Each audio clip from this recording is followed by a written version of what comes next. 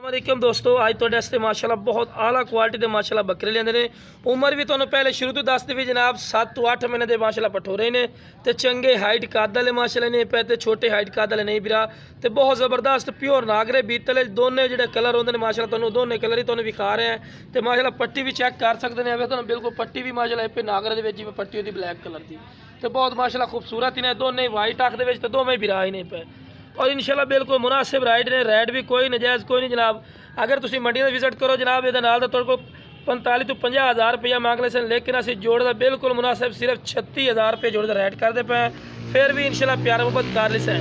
तो जनाब चारा भी खवा के विखा रहे हैं कि बिरावन पता लगे कि सेहतमंद और माशाल्लाह एक्टिव इन पे तो तंदुरुस्त माशाल्लाह डबल हड्डी माशाल्लाह बकरे ने पे तो बहुत ज़बरदस्त क्वालिटी वाले 2022 की कुर्बानी वास्ते माशाल्लाह A+ ही ने। तो उस तो इलावा माशाल्लाह ब्रीडिंग वास्ते रखना चाहते तो फिर भी माशाल्लाह क्वालिटी वाले बकरे नहीं पे 7 तो 8 महीने इन्हों की उम्र ही नहीं बिरा कोई गलत बयानी नहीं करनी। जो उम्र होनी इंशाल्लाह वो उम्र ही तुहानूं दसनी तो हाइट का तुहाडे अखां सामने। तो इस तो बाद जनाब तुहानूं टोर के विखाईने कि बिरावां नूं पता लगे कि माशाल्लाह सेहतमंद हैं और एक्टिव हैं। ठीक है ना जनाब, तो तुहानूं टोर के विखाईने बिरा तो लो जनाब माशाल्लाह चेक कर रहे हैं दो मैं बिरान माशाल्लाह बहुत ज़बरदस्त क्वालिटी वाले ने पे तो बिल्कुल मुनासिब राइट ने इंशाल्लाह।